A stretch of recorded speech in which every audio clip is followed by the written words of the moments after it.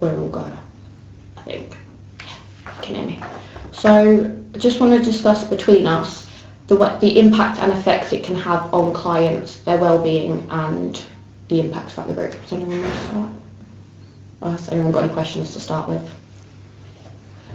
I'll start. I suppose I don't deliver as much anymore, but when I was delivering and when I've kind of covered sessions, I've noticed that sometimes when there's been quite a delay from the MDA to them starting and physically coming to see me, there's been occasions where people have had a bit of a significant weight gain, and when I've kind of questioned, what do you think's contributed to that? Well, some people have said could be, well, I had my assessment in January, I wasn't seen until April or something like that. That's quite extreme, but it could be the case. And then I've had other experiences of where people have said, oh, well, because I hadn't started, I thought I'd give myself one last blowout to the next time. I don't know if anyone else is. Well, my most recent session, there was about 5 or 6 came in and they'd been waiting since December, I think. And they sort of openly said, well, I started on it and I started recording my food intakes and was very motivated. However, then I didn't hear, and then that motivation started to slide. So I guess that was a bit sort of what's the point until I'm properly on the programme. So I think that had an impact. I would think as well that from the assessment, they'd probably come out from the assessment being quite motivated from the assessment because they do goal setting and stuff like that, even though they don't spend much time doing the goal setting. So I think making sure that we get them into service as quickly as possible will keep that motivation sort of. Capitalise on it. Especially I think for people that really want to be able to do it as well. Kind of, they want to get started, don't they, from that day? Because also it's got a few more waiting times now because it's the MJ to keep, and then the starter now to the next group. So it's kind of like waiting. Even if they're going on to be balanced as well. That long waiting list, if no one's going to contact them, and they're struggling quite psychologically as well, so you tend to have a bigger weight gain if they're waiting for a B balance session as well. So I think for the purpose of Billy's study, we're just doing it on groups, just because we can see a lot more from groups, because with the psychology department we know there's a big waiting list that's getting actioned, but it's still less than the NHS currently. Can anyone comment on the impact it can have during the client's progress throughout the programme? So I can't say that I've ever really related the two. I've never thought of this person's putting weight on them. I never really thought about it, to be honest, to look back at the MJ to see how they did. Yeah, but it could be a reason, because I suppose it's kind of like the starting point, isn't it? So it could be something that's, if you had a positive start, it's a bit like first impressions, isn't it? If you had a positive start, it might be positive throughout, but they might engage. But if it's like if you meet someone and your first impressions are wrong or bad, you kind of might hold that a little bit. I think from my experience, if they've had such a long waiting to get into group and they've gained weight at first, they see that weight gain from their assessment because they have the assessment weight and then their first initial starting weight with me. They're demotivated from the day one because you can see such a weight gain, and it's really hard then for us to motivate them to get back down to the first initial weight. So that's sometimes I see that. I suppose it depends on what happens to them in that time frame when they're not being seen. So say like, from a worst case scenario, they've got a death in the family or something like that, a bereavement issue or something like that they've struggled with. If they were in the programme already making changes and then that happened, they might be able to deal with that better. Whereas if they've not had any support, that's happened and they've come onto the programme, then you're sort of dealing with that while also trying to sort of combat against those other sort of things that they're struggling with. So it's a bit of a bigger job. So I would imagine that would have a knock-on effect. I think on some occasions, obviously it's very subjective, whatever your study will kind of reveal to us, we're quite excited to see, to be honest, but obviously you get different individuals, but with some individuals, they might have had a long wait.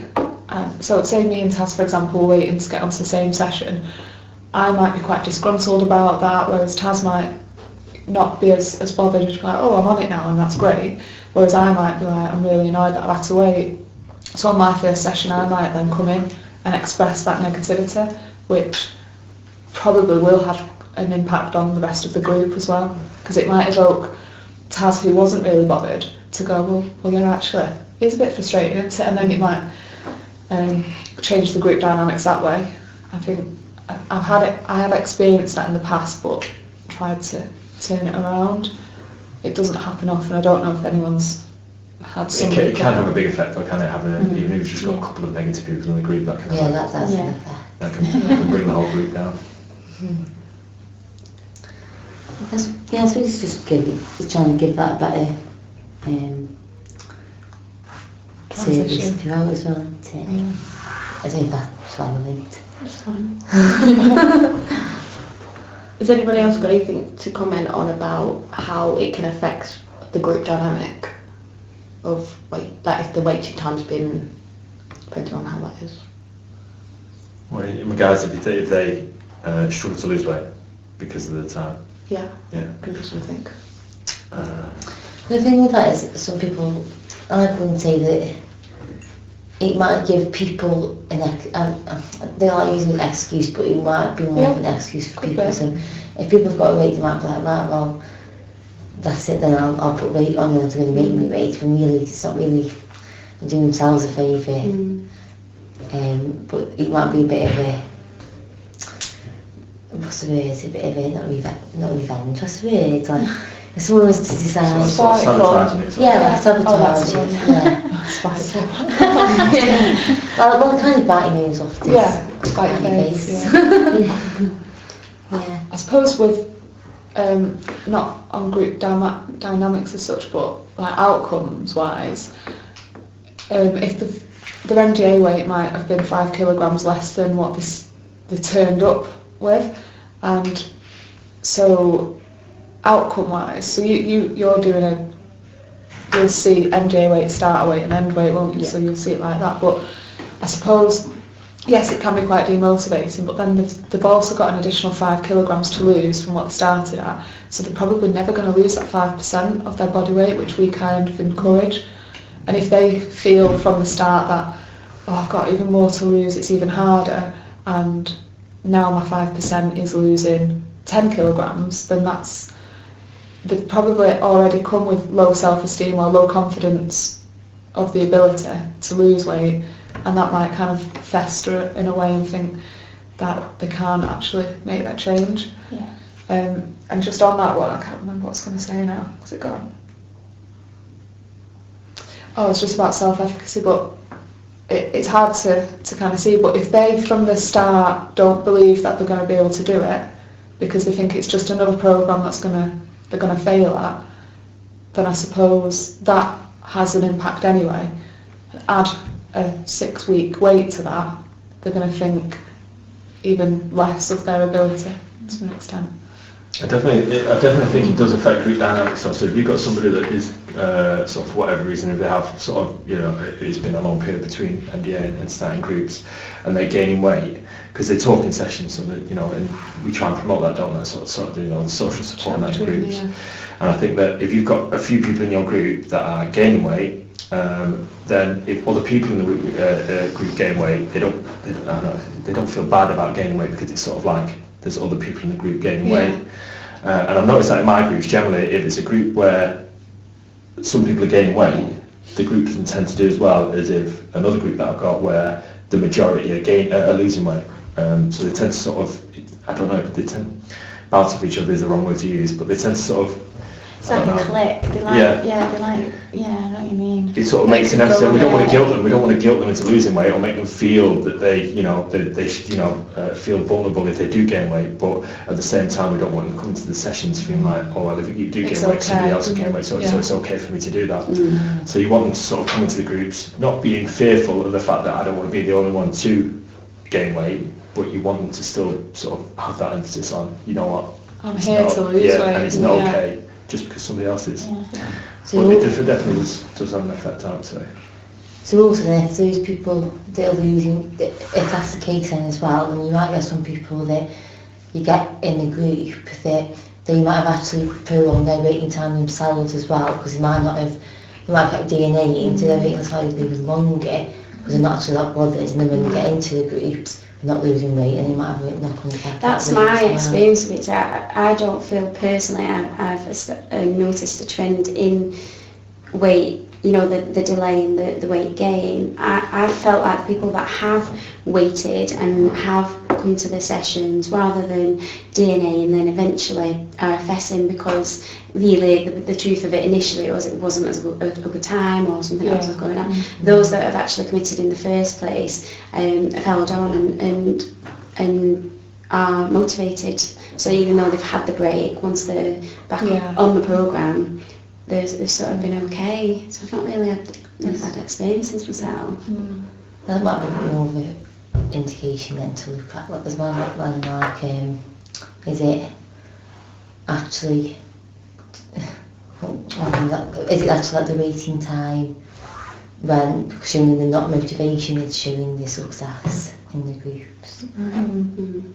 I suppose I agree with what you're saying there, though, because if it was like very black and white, we could split it into two categories, couldn't we? We could split it into the ones that have gone to the doctors themselves, or the doctors had suggested it and they'd said, yeah, actually I really need to focus and go onto this programme, and the ones that have kind of been advised or told to go to this weight management service. I think you'd find a difference between them. The ones that have gone or been advised and they've took that advice, if they wait a long time, then if their readiness and their willingness to partake is still there, then they probably will experience what you've just said, Kat. They'll come in and they won't hold it against them, because actually it's not causing us any heartache as such if they put on weight. It's them. We're not putting on the weight if they have a big weight, and if they decide not to engage, it's them. Whereas these ones that potentially didn't want to be there in the first place have a weight and they're not really bothered about that weight, or they then kind of turn their weight gain onto the fact that we weren't there for them. So I suppose it is, so isn't it? You're going to get, if it's the case where you're getting, the reason why the waiting period is so long is because they keep doing it and stuff. When you do eventually get them into the group, you're just going to have a group full of demotivated people, because they will be the demotivated people that have particularly long around. So. And if you not value the appointment, really isn't going to value the service. Exactly. And if you get a group of people that are in that mindset or not motivated and they are something, like you said, if you've got only one or two people that are doing it and they're doing it well, then it kind of the negativity can sometimes outweigh it. I think you had a really good example in one of your groups, Taz, where a lady turned on one of the most successful members of the group, somebody that's genuinely been losing weight, making good changes, and then this lady that wasn't making any changes, wasn't doing anything, said, I don't believe that you've done it this way. I think you're dieting, or I don't believe that you've lost this weight naturally. It's to Stevie and Robin. Just I think you've done it through choose to change, you must be doing something else.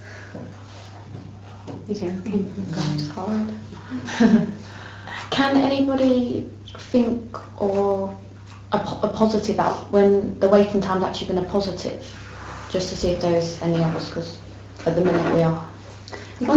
Was that one that you said there, Kat? I don't know. If you've got things going on, you mean? Yeah. Could be a tester. Anyway, like if they keep doing it, maybe they're not that bothered. Maybe the programme's not right for them. Or is that what you mean? Yeah, like if a client experiences, rather than being put into a group within 4 weeks or 8 weeks like we plan, if it ends up being for some reason 12 weeks, maybe Christmas has happened or Easter and we've got 2 bank holidays, so it delays things. We spoke about how the waiting time can have a negative impact, but has anybody got any experiences where there's been a positive impact from it? From a long waiting time. Yeah. I suppose I've had people, I mean it's been a while since I've done NDAs, but I know when I did NDAs, I used to sit there talking to the person, we asked them about their motivation stuff, and they say the motivation's dead high, but you can tell that it's not. You can tell just from the answer that it's not. So in my head, before they've gone onto the programme, I've been like, I don't think they're going to do very well. And then they've come into my session and they've smashed it. They've done brilliant on the programme. And I don't know whether that's got anything to do with the time or not, but I don't know whether maybe sort of that extended time might give people a bit of time to evaluate things and go on, like, you know what, this is right for me, this is what I need to I do. think, yeah, it So I all don't comes know if down that- to setting the goals at the NDA. If you spent enough time with that person and explain, if you know there's going to be a long wait and if you explain it, but then take the time to set really good goals and let them leave on a positive note, then yeah, I think they do lose. They have a good start. Yeah. Because if they've had a good experience with the first person they've met, that's, I've experienced that. They've come to me and said, yeah, I've had a good MDA and yeah, we've started well. It's hard because we don't have like a set where, so say if somebody came and you thought they weren't particularly ready, and then you said to them, right, okay, well what we're going to do is going to give you 8 weeks or 12 weeks instead. Go back, sit down, have a think about things, evaluate your life and everything, and then we'll get you back on after that 12 weeks. And then if you're really motivated, then you could sort of gauge that, wouldn't you, whether or not it's had a, because it happens out of the blue. I don't know whether it does, whether there is a. I think that's probably, I'm really struggling to think of like a really positive, because I think the only thing there is like you both said, that the waiting time can make them go away, think and reassess what their goals are and what their kind of priorities are, and that can be really good because they might then come to us with a fresh set of eyes and head to say, I'm going to give this a real good go. And then there's obviously the ones that are already motivated and they won't mind how long they wait. They're grateful to have that space. But other than that, the only thing I can comment on is I have had, and this might have happened twice, where people have been given their groups. I'm talking about not from assessment, but from starter to group, so getting them going on the programme, where it's happened like that. And no, it's the other way around, sorry. Assessment to starter, and it's happened really fast. And they were sort of, I weren't ready for, I sort of didn't think it'd be that fast. And sort of it was a negative to them because they didn't have that time to mentally prepare themselves. Though I would believe that those cases would be few and far between, that would be my perception. But I have had that conversation.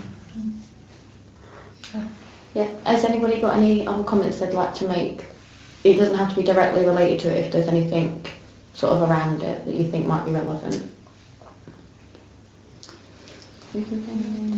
My only, I don't know if this is going off on a tangent, but my only experience is if someone's gained weight from MDA, they're more likely to be on our 5-step plan, then you're more likely to probably need an extra push. That's only from my experience. That I end up having them people on my 5-step plan. Okay. And yeah, it's further down the line because they can't get that extra push. 5-step plan, if you're not too Yeah. sure that. So, what was I just going to say? I think everything that we talked about there, I just feel that maybe, like Kate said before, we should spend that little bit extra at an MJ or at the starter session, just saying, if you might have a little bit of a wait, but it's a really good time to make sure you're mentally prepared and to also, think of your goals and think, I might have to wait 8 weeks before I get into the most appropriate group for me, but that 8 weeks should be a little bit of a head start as opposed to a blowout. I think also as well, like, give them the opportunity to call, and if they've got a long wait, give them the opportunity to call one of us. Use the Facebook page, download the app. Yeah, just so they feel like they're involved even though they're having a wait, because they've got no contact. They feel them on their own, don't they? Yeah, and on that point, I do think that, I guess, a sort of positive outcome from, them coming into starter, they do get the resources, they do get the food diary, and they do get the handbook, and that. I always encourage people to read, night time reading the handbook. I look through the resources, we will be using it a lot in the sessions, but, and also the recording of the food, that's always, obviously, as you know, a massive contributor to weight loss and weight management. So if they start with that, generally they're on the journey. It's just how long that sustains, isn't it, until potentially motivation might dip. Yes. Okay, brilliant. That's brilliant. Is so everybody's happy?